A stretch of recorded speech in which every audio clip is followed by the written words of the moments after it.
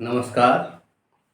आज हम बात करने जा रहे हैं concept and characteristics of culture, संस्कृति की अवधारणा व विशेषताएं। वास्तव में संस्कृति एक ऐसा शब्द है जो कि है तो बहुत सरल और इतना अधिक सरल है कि हम सब उसके बारे में जानते हैं, लेकिन जब बात आती है कहीं पर स्पेशली उसकी व्याख्या करने की, वो कहाँ से आया है, कैसे बना है, तब इस पर एक विचार मंथन की आवश्यकता होती है। और हम ये महसूस करते हैं कि इसका उच्चारण होते ही हमारा अंतर्मन मर्यादा का बोध करने लगता है। साधारणतः संस्कृति में वह सब कुछ शामिल होता है जो मानव द्वारा समाज में रहकर जाना जाता है। कलाएं, कानून, नैतिकता, धार्मिकता, परंपराएं, शिष्टाचार, मर्यादाएं, रीति रिवाज, व्यवहार, संगीत, भाषा, साहित्य आदि सभी कुछ जो है वो इसमें शामिल है। तो चूंकि इसका क्षेत्र बहुत बृहद है और जब क्षेत्र बहुत बृहद होता है तो उसे संक्षेप में बताने के लिए बहुत आवश्यक है कि हमें पिन पॉइंट ज्ञान हो। तो आइए हम पहले विचार कर लेते हैं कि कॉन्सेप्ट ऑफ कल्चर यानी संस्कृति की अवधारणा से क्या आशय, लोग किस तरह की बात करते हैं, किन विचारों को इसमें शामिल करते हैं, विभिन्न विद्वानों ने इनके संदर्भ में क्या क्या कहा है। आइए हम इस पर विचार करते हैं, लेकिन यह समझना बहुत आवश्यक है कि इसको समझने के लिए हमें कुछ विद्वानों की, कुछ विज्ञजनों की परिभाषाओं को ऐसा तलाशना होगा जो कि संस्कृति को इंगित कर रही हो। और इसीलिए एक नाम जेहन में आता है मैकाइवर एंड पेज का। इन्होंने कहा कि culture is the expression of our nature in our modes of living end of thinking in our everyday intercourse, in art, in literature, in religion, in recreation and in enjoyment. MacIver and page. तो MacIver and page के शब्द हमें ये इंगित करते हैं, इसका हम हिंदी वर्जन समझ लेते हैं कि हमारे रहने, विचार करने, प्रतिदिन के कार्यों, कला, साहित्य, धर्म, मनोरंजन और आनंद में संस्कृति हमारी प्रकृति की अभिव्यक्ति है। आप ये समझिए कि संस्कृति कुछ ऐसा नहीं है जो कि हम पर स्पेशली थोप दिया गया, बल्कि संस्कृति में वह सब कुछ है जो कि धीरे धीरे हमारी प्रकृति बन जाता है। और इसी वजह से इनकी यह परिभाषा इस बात को बताने में पूरी तरह सक्षम है और ये नित्य प्रति के हमारे व्यवहार की ओर इसको इंगित करती है। ऐसे ही एक विचारक हुए हैं जिनका नाम है लुंडवर्ग। तो लुंडवर्ग महोदय संस्कृति की अवधारणा को स्पष्ट करते हुए कहते हैं कि कल्चर में be defined as a system of socially acquired and transferred standard to judgment, belief and conduct, as well as the symbolic and material products of the resulting conventional patterns of behavior। ये शब्द हैं लुंडवर्ग महोदय के। ये कहते हैं, इसको हिंदी में हम इसका अर्थ कर लेते हैं कि संस्कृति को उस व्यवस्था के रूप में परिभाषित किया जा सकता है जिसमें हम सामाजिक रूप से प्राप्त और आगामी पीढ़ियों को संचारित कर दिए जाने वाले निर्णयों, विश्वासों, आचरणों तथा व्यवहार के परंपरागत प्रतिमानों से उत्पन्न होने वाले प्रतीकात्मक और भौतिक तत्वों को सम्मिलित करते हैं।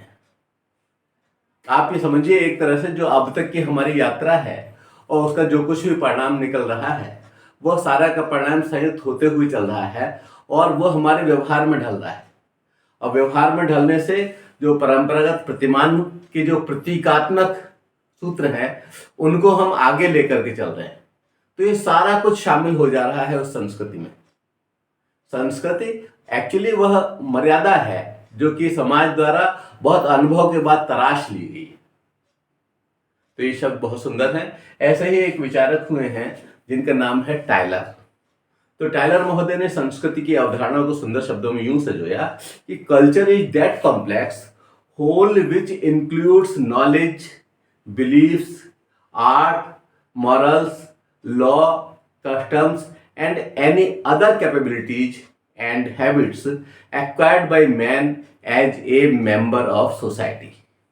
कहने का मतलब यह है कि संस्कृति वह जटिल संपूर्णता है जिसमें ज्ञान, विश्वास, कला, आचार, कानून, प्रथा तथा इसी प्रकार की ऐसी क्षमताओं और आदतों का समावेश रहता है जिन्हें मनुष्य समाज का सदस्य होने के नाते प्राप्त करता है। एक बात बहुत साफ हो गई कि आप इंडिविजुअल संस्कृति के वाहक नहीं हो सकते। आप समाज की एक इकाई हैं और आप जैसी बहुत सी इकाइयां मिलकर के जब कार्य करती हैं तब वह जो है संस्कृति के रूप में स्वीकारा जाता है। तो आप ये समझिए, ये सारी की सारी परिभाषाएं इस बात को शो कर रही हैं कि अगर मान लीजिए एक व्यक्ति है, एक व्यक्ति के खत्म हो जाने से संस्कृति खत्म नहीं होगी, क्योंकि उस संस्कृति के वाहक और बहुत सारे लोग होंगे। इसलिए यदि हम उक्त परिभाषाओं का विश्लेषण करें तो एक विचारक हुए हैं एमएल मित्तल जी, मेरठ वाले, तो इनके ये विचार बहुत सत्य प्रतीत होते हैं। ये कहते हैं कि किसी समुदाय या समाज के रहने सहने के समग्र तरीकों या जीवन विधि को संस्कृति कहते हैं। इसमें धर्म, कला, दर्शन, विज्ञान, आचार विचार, रीति रिवाज, रहन सहन, भाषा, वेशभूषा, खान पान, मशीनें, उपकरण, राजनीतिक एवं आर्थिक व्यवस्था आदि सभी तत्व सम्मिलित होते हैं। अगर हम इसका आंग्ल भाषा में अनुवाद करें तो इसको इस तरह कहा जाएगा कि the overall way of life और way of life of a community और society is called culture. It includes religion, art, philosophy, science, ethics, customs, living, language, costumes, food, machines, equipment, political and economic, all the elements of system etc. are included. तो ये जो परिभाषा है M L. Mittal महोदय की, यह परिभाषा अपने आप में सब कुछ समाहित कर रही है। तो अभी हमने ये जाना कि संस्कृति की अवधारणा क्या है, कॉन्सेप्ट ऑफ कल्चर यानी संस्कृति की अवधारणा क्या है। ये बात साफ हो गई कि इसमें सब कुछ शामिल हो रहा है और इसमें जब समाज यह समझ लेता है कि हाँ यह आचरण करने योग्य चीजें हैं, यह मर्यादित चीज है, इससे हटना मर्यादा से हटना हो जाएगा, तो ऐसी स्थिति में उसको जब पूरा का पूरा समाज धारण कर लेता है। ऐसे ही बहुत से रीति रिवाज हैं, त्योहार हैं, यह सब भी हमारी सांस्कृतिक पहचान है। तो आप ये समझिए कि यह सारा का सारा इसमें समाहित है संस्कृति की अवधारणा में। अब हम विचार करते हैं संस्कृति की विशेषता पर। तो ये संस्कृति की अवधारणा पर हमने विचार कर लिया। अब आई कैरेक्टरिस्टिक्स ऑफ ए कल्चर यानी संस्कृति की विशेषताएं। विशेषताओं पर हम विचार करें तो इसमें सबसे पहली बात है, बल्कि यह है विशेषताएं। विशेषताएं को यहां से ले ले रहे हैं, कैरेक्टरिस्टिक्स।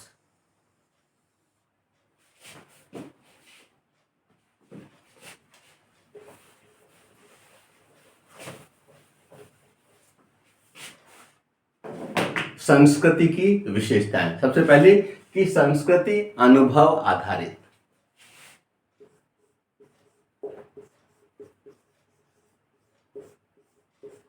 और ये बात इससे परिभाषाओं से भी निकल रही है।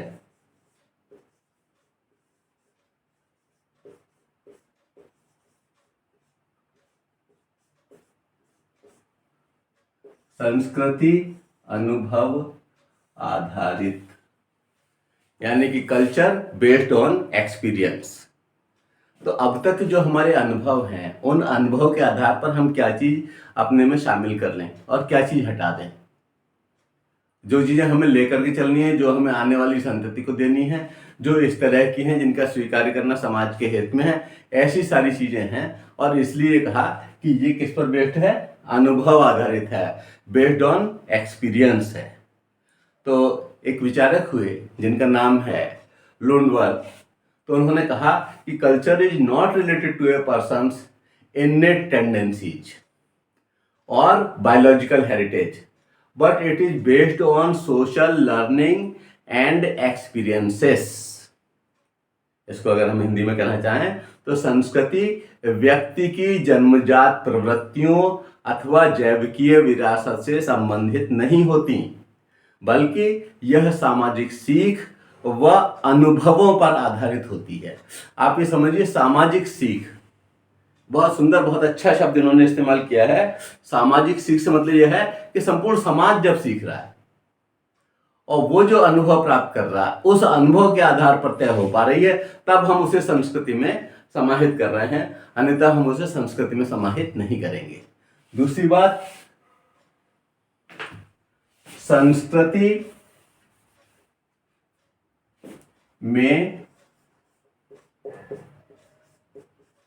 स्थानांतरण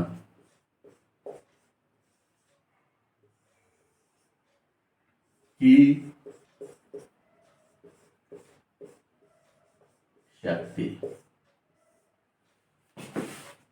यानी the power of transfer in culture. Culture में ये पावर है ट्रांसफर करने की, और यह ट्रांसफर होती होती ही तो हम तक आई है। आप ये समझिए कि ये जो स्थानांतरण न होता तो हम हर बार शून्य से ही शुरू करते। आज हम कहते हैं वहाँ की संस्कृति बहुत महान है। एक दिन में महान नहीं होती, कोई भी सफलता एक दिन में नहीं आती, बल्कि ये नित्य प्रति की सफलताओं का योग होती है। हमारी जैसी बहुत सारी पीढ़ियां गुजर गई हैं और उन्होंने एक पीढ़ी से दूसरी पीढ़ी को, उस पीढ़ी से अगली पीढ़ी को इस तरह से स्थानांतरित होती आई है, तब हम आज हमारी ये पहचान बनी है। इसलिए संस्कृति में स्थानांतरण की शक्ति है और यह इस संस्कृति की एक महत्वपूर्ण विशेषता है। और एक बात और जो कि इसी से निकलती है कि जो तीसरे पॉइंट के रूप में हम ले सकते हैं कि हर संस्कृति में सामाजिक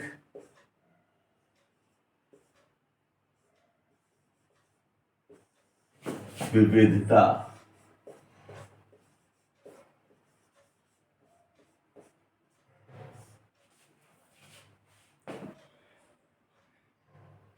अब ये देखिए, हम कह रहे हैं कि हर संस्कृति में सामाजिक विविधता, लेकिन जब हम संस्कृति को देखना शुरू करेंगे तो हो जाएगा कि हर समाज में सांस्कृतिक विविधता।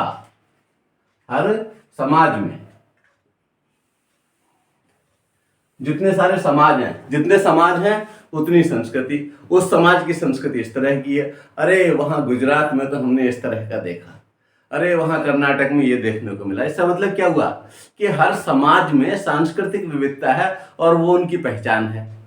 अब मान लीजिए राजस्थान का समाज आप देखते हैं और उसे देखते ही पहचान लेते हैं, अरे ये राजस्थानी लोग हैं, ये नृत्य, अरे ये नृत्य तो वहां का है, अरे ये तो कश्मीर का है। तो ये सब क्या है? ये हर समाज में जो सांस्कृतिक विविधता है, जो cultural diversity in every society है, वह उनकी पहचान है, उससे उसकी पहचान है।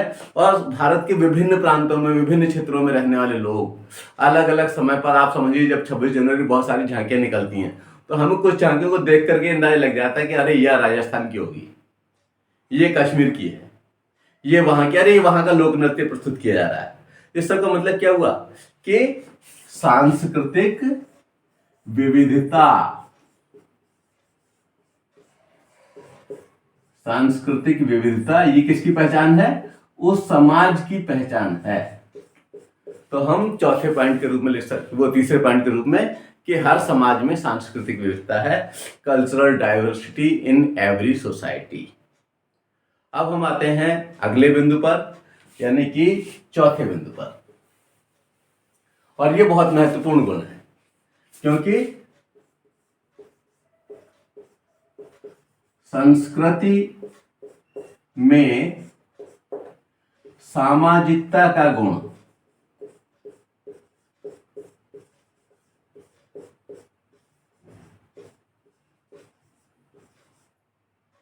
तोड़ता नहीं है, जोड़ता है। और जो संस्कृतियां हैं, वो संस्कृतियां हमें अपनी पुरानी विरासत को याद दिलाती हैं। तो सोशेबिलिटी इन कल्चर, सामाजिकता जो है वह देखने को मिलती है। और हम उस समाज से जुड़े रहते हैं, उसकी मर्यादा का ध्यान रहता है। अरे हमारे तो पुरखे इस तरह से करते चले आए थे, पूरा का पूरा समाज इससे जाना पहचाना जाता था। तो वो जो सोशेबिलिटी है कल्चर की, वह जो है एक विशिष्ट गुण है और उससे हम जुड़े रहते हैं और हमारे संबंध बने रहते हैं। तो संस्कृति में सामाजिकता का गुण ये एक महत्वपूर्ण इसकी विशेषता है। एक सज्जन हुए A.W. ग्रीन, उन्होंने कहा कि culture is the socially transmitted system of idealised way in knowledge, practice and belief, along with the artifacts that शिल्पकृति that knowledge and practice maintain as they change in time।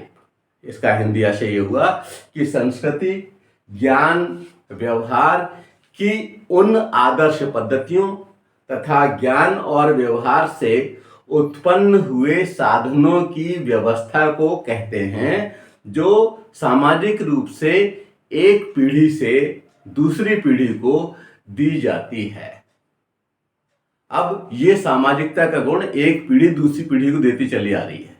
इसी वजह से आप देखिए कि हमारी जो व्यवस्था है, हमारा जो समाज है, उसमें सहिष्णुता जैसा गुण या बहुत सारे मूल्य का स्थानांतरण जिसे आप कहते हैं, वो मूल्य एक पीढ़ी से दूसरी पीढ़ी तक होते हुए चले आते हैं और उनका हम अनुपालन करने में गर्व की महसूस करते हैं, गर्व की प्रतीति महसूस होती है। अब हम अगले बिंदु के रूप में लिख सकते हैं कि संस्कृति में एक और गुण शामिल है कि संस्कृति में अनुकूलन निहित।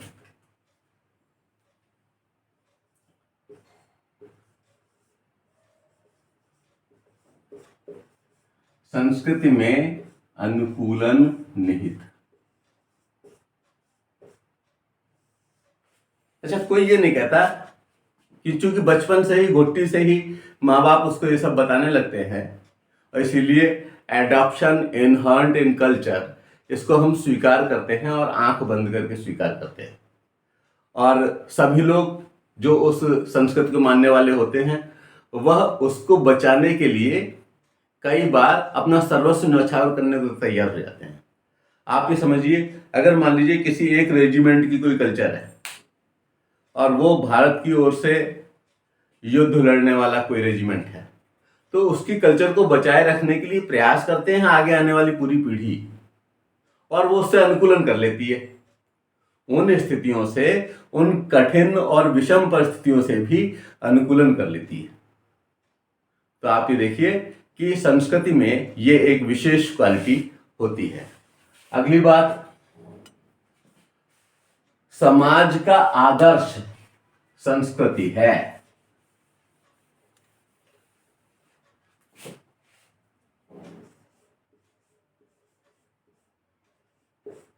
समाज का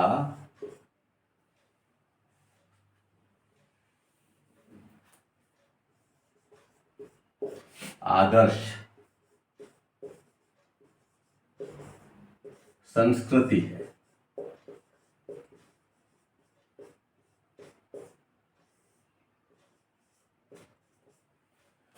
जो बुरे गुण हैं, कभी कोई माता पिता नहीं चाहता है कि हमारे बच्चों को ट्रांसफर हो।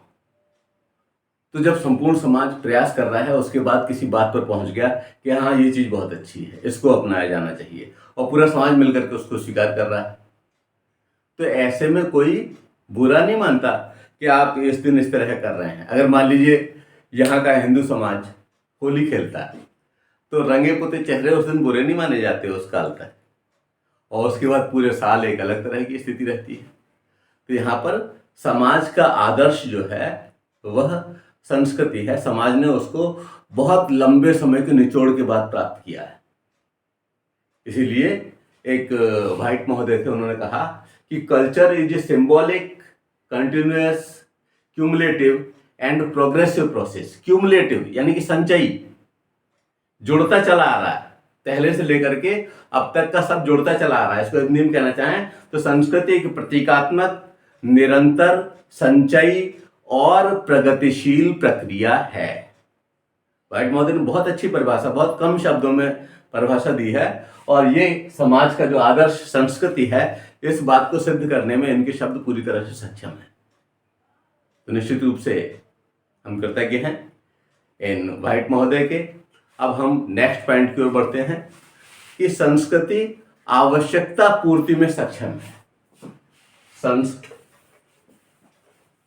ये एक बहुत महत्वपूर्ण बात है, और कई चीजों में अगर किसी समाज में ये चीज नहीं है तो उन्हें दूसरे समाजों से सीखना चाहिए और उसको अपनी संस्कृति का अंग बनाना चाहिए। तो संस्कृति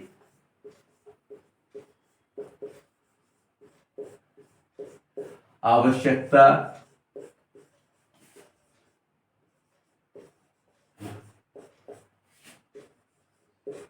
पूर्ति में सक्षम है।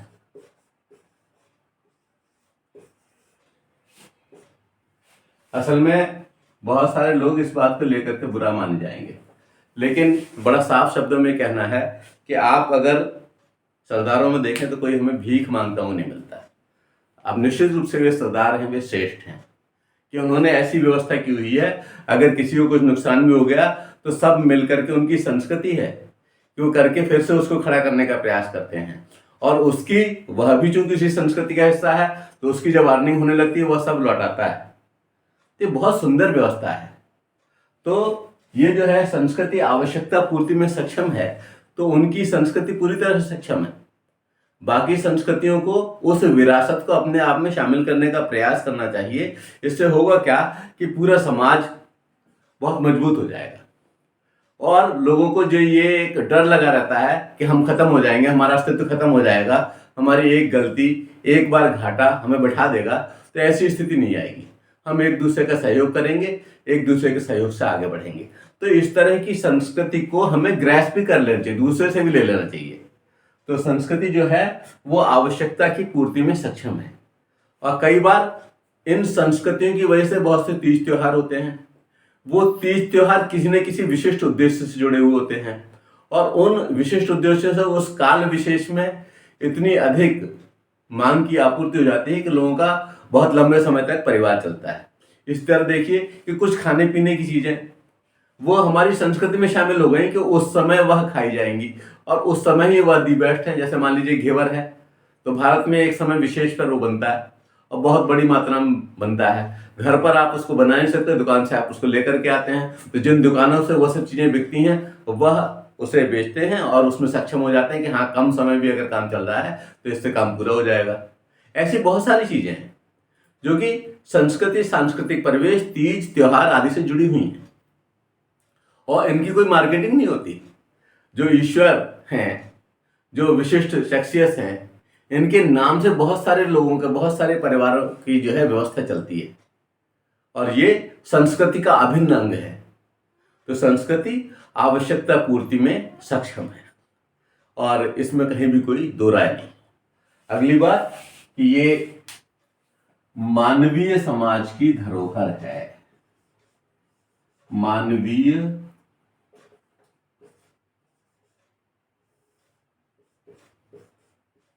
समाज की धरोहर।